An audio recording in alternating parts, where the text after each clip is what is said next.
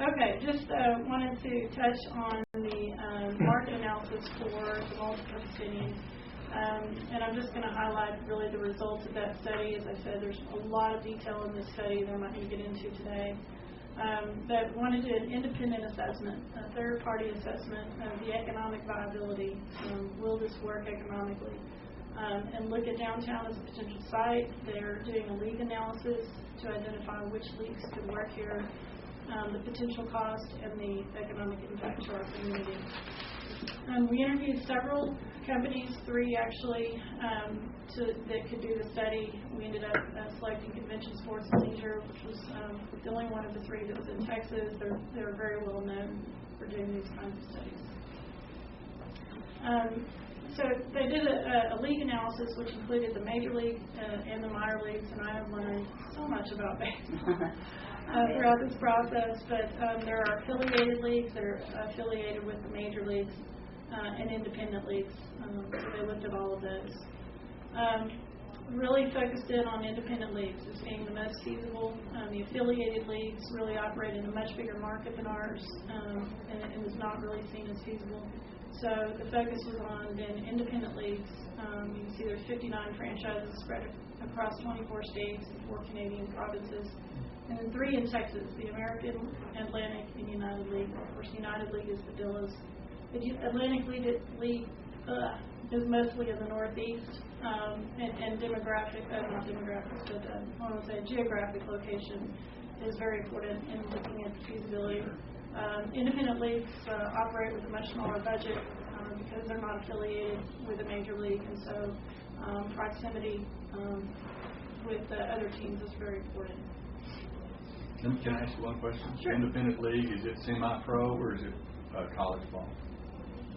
It's professional baseball. It is professional. It's just I think that the nuance there is whether or not it's affiliated ball, which Class A, AA, and AAA would be, where you have an affiliation agreement with a major league ball club. Independent league baseball is professional baseball. They get paid, but there's no affiliation with a major league franchise on upstream. They're not farm clubs. They're not a farm club. Right. Okay. Yeah. And they're truly independent. They don't have to abide by rules that the affiliated leagues abide by. So the conclusion of the study, and again, there's a ton of detail that goes into this, but that the market does exist here for minor league baseball. That the market is currently underserved. Average attendance now is 2,760, and similar size markets should bring 3,700 to 4,200 people per game. Is that based on facilities and things like that? Makes them something to do. Probably that has something to do with Which all that. part? I mean, the similar size, they looked at similar size markets with similar type leagues.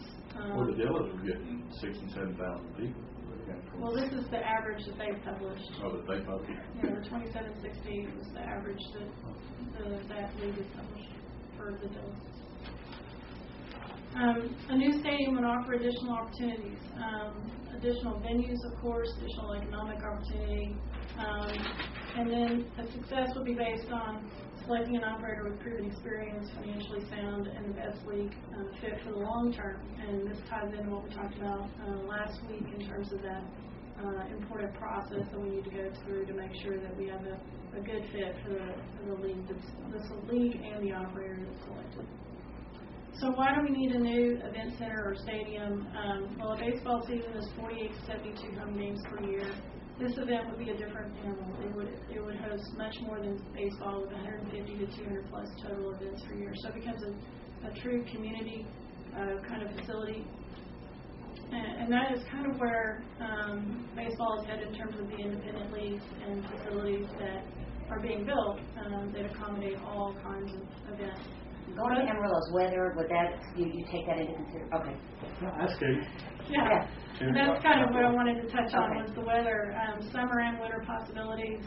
This particular one's the bottom. They do an ice rink. This is in Lancaster, Pennsylvania. In the wintertime, this is in the ballpark. When I went up to Oklahoma City not too long ago, this was like in the middle of winter. And there was a big banner up, so they were doing tubing. They brought in snow and we're doing tubing. So there's all kinds of things you can do. And really, our weather really is pretty mild We certainly get, freezes and that sort of thing, but it warms up pretty quickly, and so we really have pretty mild weather. And cities across the United States that are colder than we are have been able to use the facilities. And it's not every day. I mean, it's 150 to 200 days a year, so obviously more of that is just nicer weather. So activities for everyone, whether it's, kids running the bases. This one has, merry-go-round built in the park and rock wall. These are permanent fixtures in these various facilities. Concerts that we talked about, all kinds of festivals. Here they have, what's it called? Motocross. Where they bring in the dirt and yeah, this is kind of interesting because I think this picture is from Grand Prairie, and essentially they bring in dirt to do a whole variety of events, and they schedule the events around when that's done.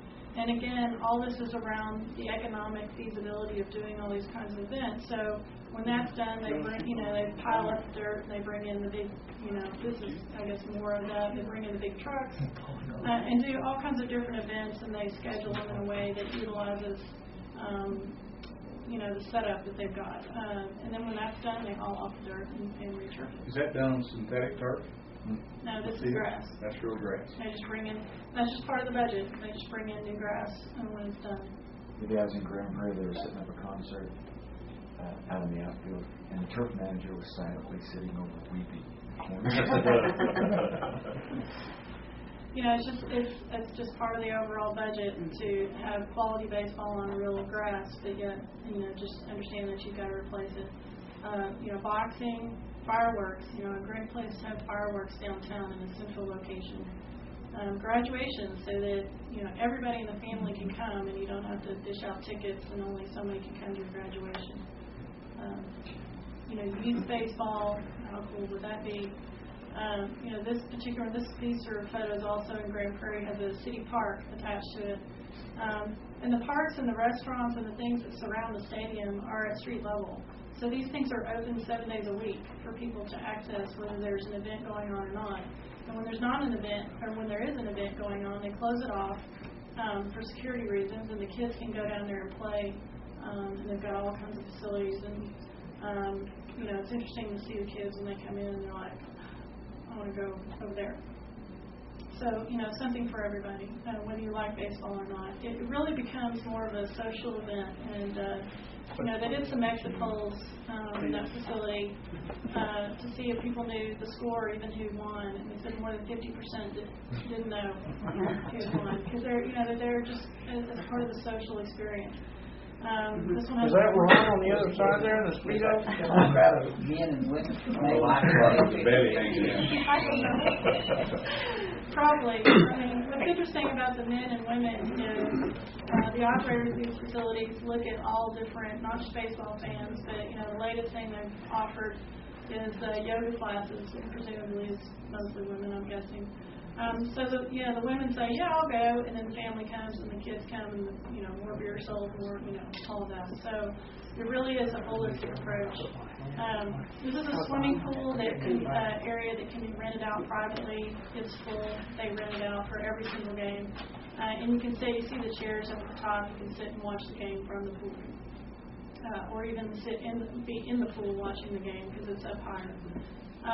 Everything from sports bar.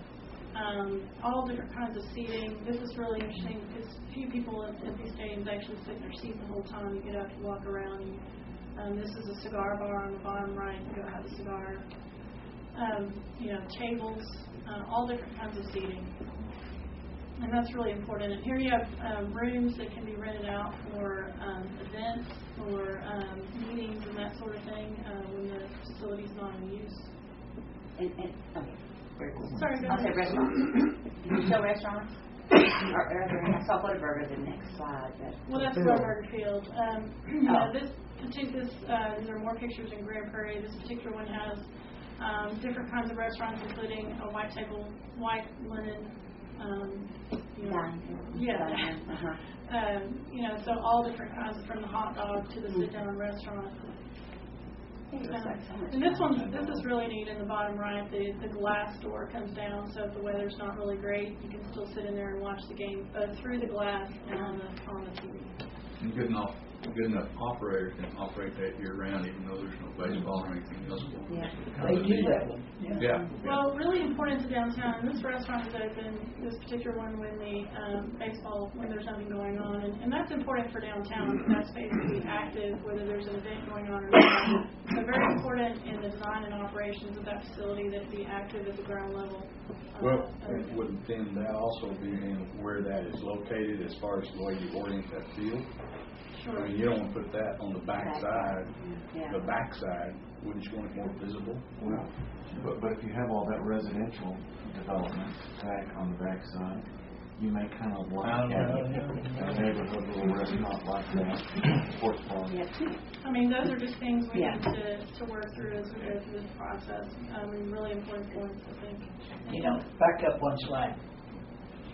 It's hard to tell, but in that upper left-hand picture, that's kind of a bar with stools to pull up to it, and those are not reserved seats. It's first come, first served, where you sit down and drink your beer, eat a hot dog, and watch the ball game, and those are all the way around the field, if you remember, which I thought was a hell of an idea.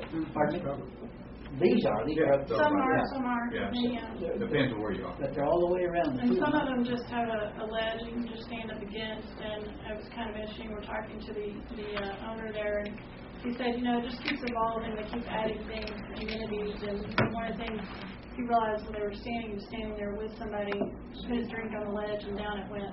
And so they put cup holders all the way around. The next day they're out there selling cup holders. So it's just thinking about all those little things that make it a really great experience. Somebody below. This is I just wanted to point this out. One of the facilities is probably kind of similar to, in terms of layout, what we might be looking at and the kind of facility. But they have Pee Wee baseball, they have basketball, they have a kids court there, a pool and a spa, and some of the things that I've just shown in those pictures. This is relatively recently built. Yes, Corpus Christi, I'm sorry. So that was kind of a quick run through. Like I said, there's a lot more detail behind it, but the bottom line is that it's economically feasible, and we'd love to come back to maybe when you can set aside some time and give a much more detailed overview of that. All these presentations that I'm giving each week are on our website, so people can pull them down and look at them, as well as comments that are coming in, and all the studies are posted. Anything that we have available is posted on the website. Is this a separate study from the one that's just downtown, or urban design, or the downtown consultant that we're trying to find? Yes. Yes. It's a separate facility. Again, it's drilling down into, the land use study and the strategic plan recommended looking at feasibility of ballparks, so then it was, let's take a look at that and do an independent assessment. So we're drilling down into the specifics. Yeah. Just like the hotel study, that gives some more analogy. Yeah. Right. Okay, great. That's great. Is this what you presented fairly recently to you? Mayor, that was the Civic Center area land use Oh, plan okay. that they did on September 29th. This is a continuation, focusing more on that.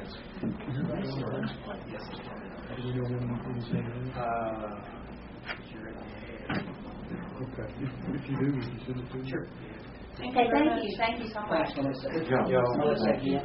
Melissa, You again, have that's your about- middle name, Melissa again. Yeah. We have about 5 minutes. Yes. We're finished with the agenda. If we could, we need at least a few minutes after Okay.